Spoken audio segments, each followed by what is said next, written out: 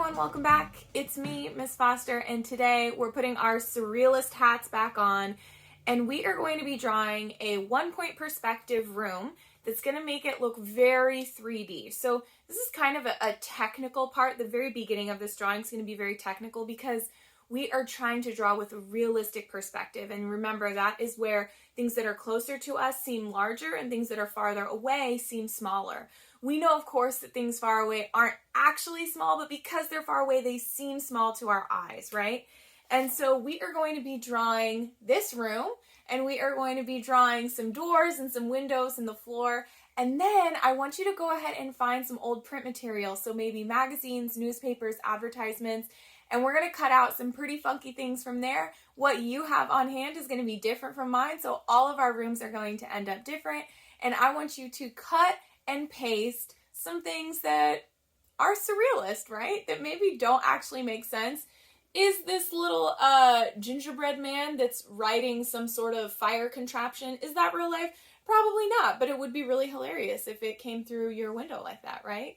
So today we're going to have a lot of fun, use a lot of creativity and collaging, which is one of my favorite techniques. So today you need a piece of paper to make your artwork on, a pencil, markers, crayons, colored pencils, whatever you have to color with. And then I want you to grab some scissors, some glue, and some print material. Even like advertisements or catalogs that you get that you don't really need anymore that you can cut up. Those make great, great surrealist objects for this project. So go ahead and grab your materials and let's get started.